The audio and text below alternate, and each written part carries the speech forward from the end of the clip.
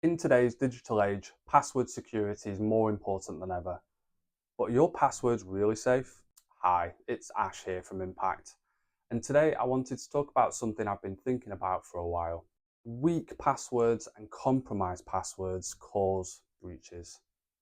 The National Cybersecurity Centre reported that the password 123456 was used over 23 million times. So it's no shock that businesses are losing mass amounts of money using passwords like that. Today, I wanted to run through password best practices, what challenges those best practices create, and how we use a password manager at Impact to help us overcome these challenges. So let's remind ourselves of the password best practices. Number one, use long, complex passwords of at least 12 characters, but the longer the better.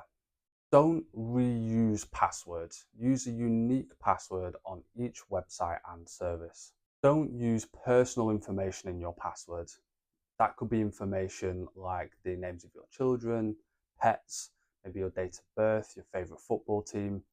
Information like that is too easy to get off social media and too easy to guess. Don't use obvious common passwords like password 1234. We've included a list of the most common passwords in this email. And use multi-factor authentication wherever possible, although this isn't always enough. Now we know the best practices to follow to avoid breaches. We can see the challenges that these best practices create. The average staff member has over 27 passwords to remember. I actually counted mine and I have 88, and that's a lot of passwords. So we can see why some staff end up with passwords that are far weaker than they should be. So what's the solution? Well, for us at Impact, it's Keeper, a password manager that we've used for years to help keep our passwords secure. Keeper helps you generate strong, unique passwords for each site, store them securely in a vault, and auto-fill them quickly into websites.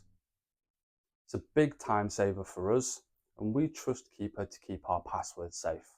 I recently sat down with Sean O'Neill from Keeper, who talked to us a little more about the challenges of passwords and showed us how Keeper works.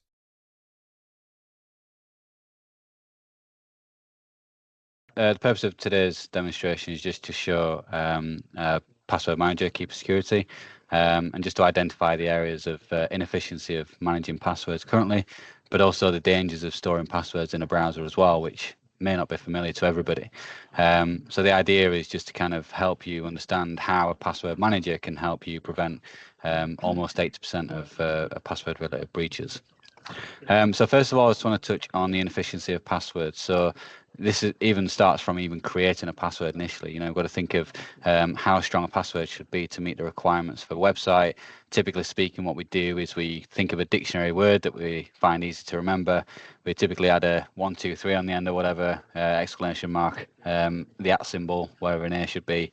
And, as difficult as that may be for us to kind of try and create those, it's very, very easy from an attacker's point of view to guess those because they've seen it all before. They've got a massive password dictionary that can use for brute force attacks, password spraying, or whatever else it may be. Then it comes down to storing passwords. So when we have actually created those passwords, where we're putting them, if we're remembering those passwords, that's not a strong password. If we're remembering those passwords, if we can remember those passwords, the chances are an attacker can get in. So typically speaking, we're trying to find somewhere to store them. And we often revert to a browser or an Excel spreadsheet or something that's free to use that isn't necessarily the most secure, shall we say.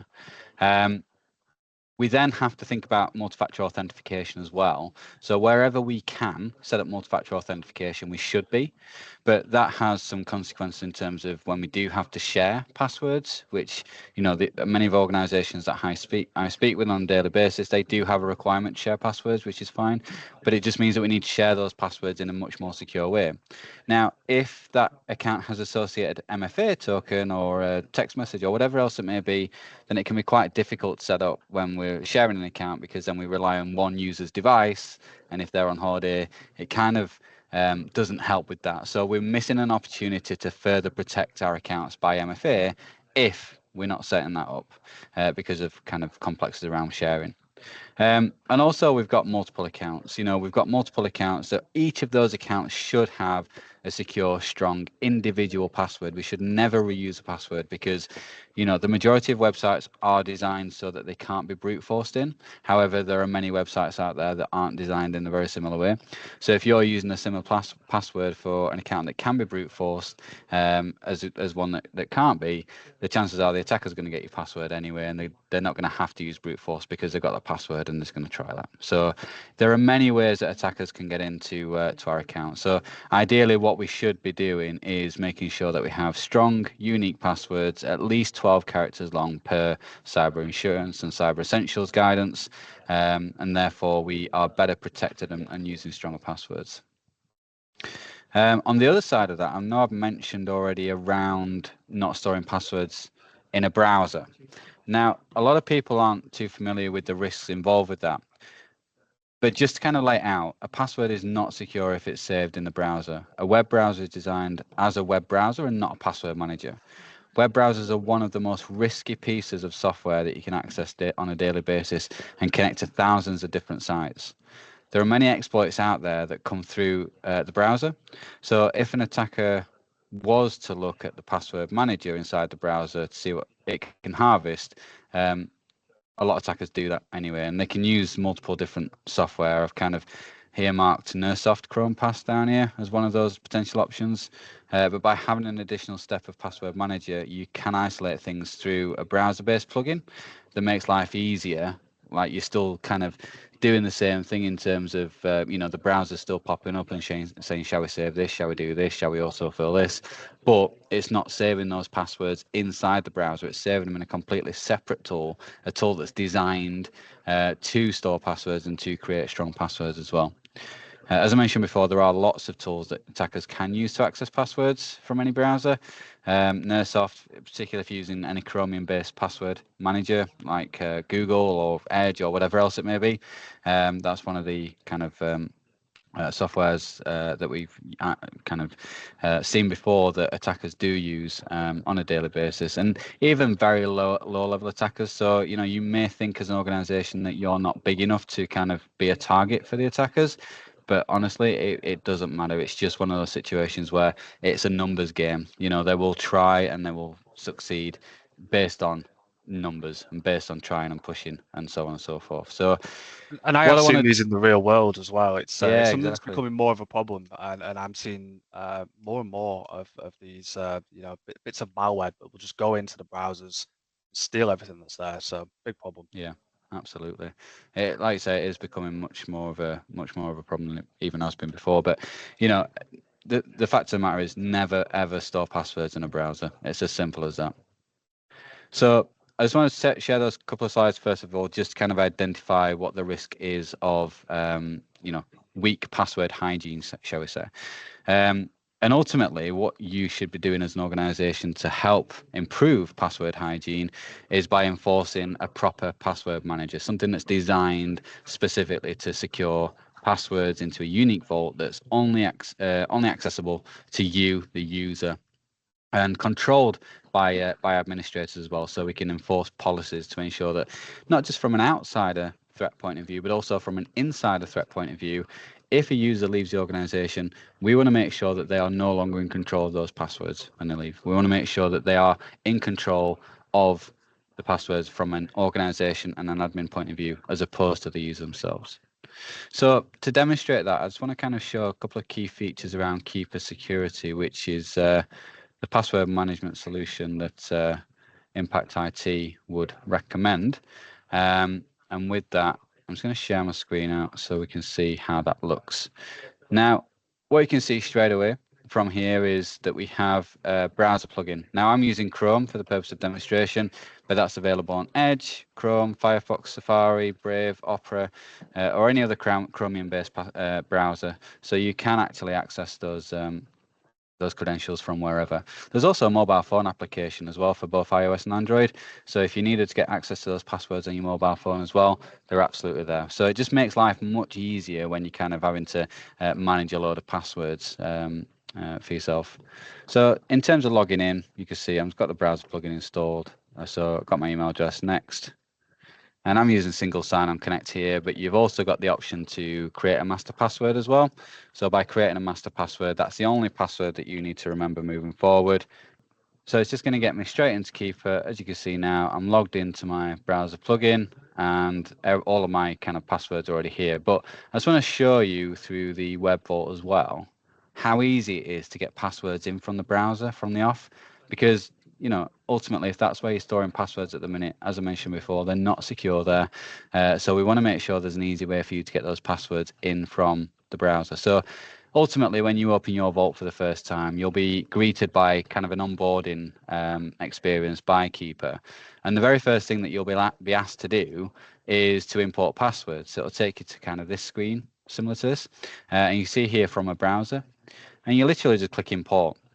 Now, what that does is it runs an executable and it gives you a code. You just copy that code into the executable file and it pulls the passwords directly from any of the browser on that particular device and puts them into Keeper for you in about 30 seconds. So it's a very, very quick process to actually get those passwords from the browser into Keeper very, very quickly.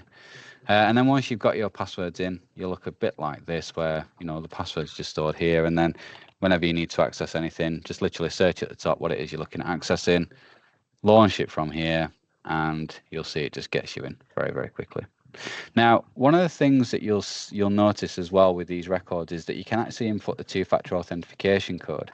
Now, the benefit of this is that you don't have to have a secondary device to store those MFA codes, so you're not having to use your personal device. But also, if you're having to share those records with other users inside the organization, you no longer have the restriction of setting up two-factor authentication, because you can put it as part of the record in Keeper as well. And because of that, it just means that you can share those with confidence with users just by typing the email address of where that needs to go.